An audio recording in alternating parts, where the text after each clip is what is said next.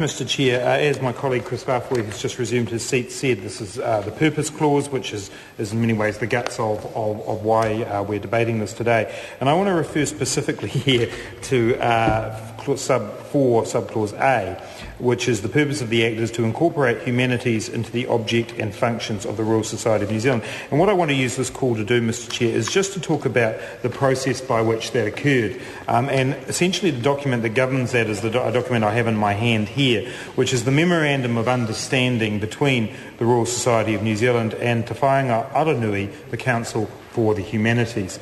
And the negotiations between these two organisations took place over a period of time through 2009 largely.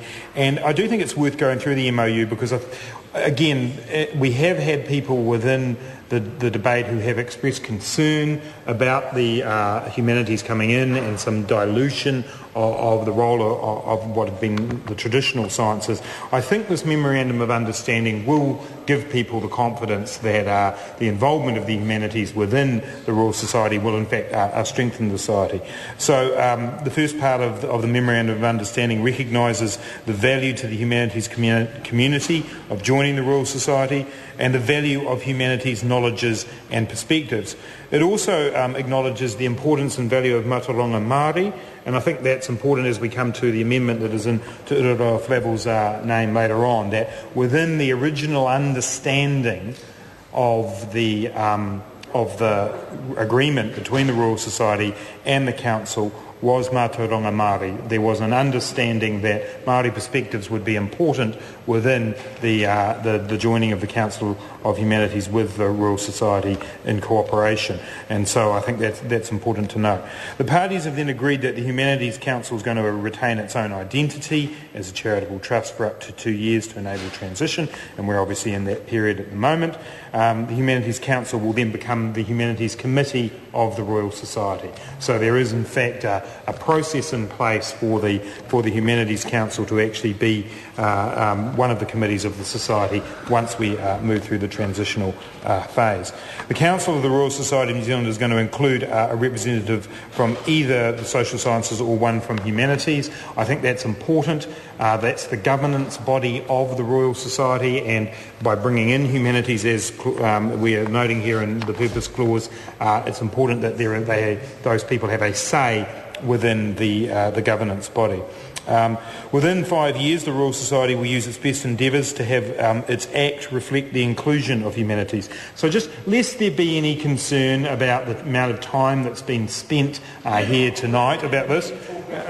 Well, I'm very happy to, Dr. Matt, and so lest anyone be concerned about that, I just want to reiterate that the MOU gives 5 years for the legislation to pass.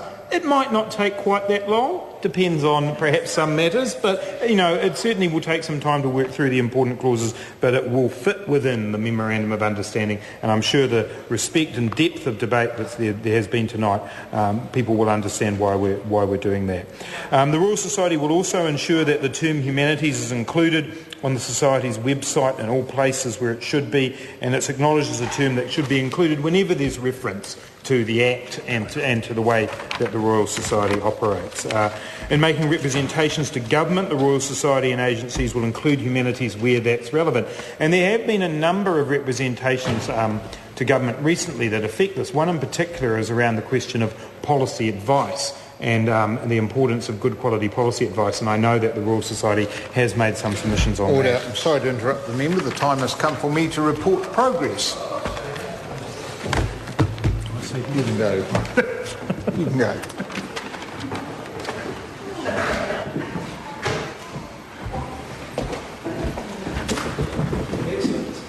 The House is resumed.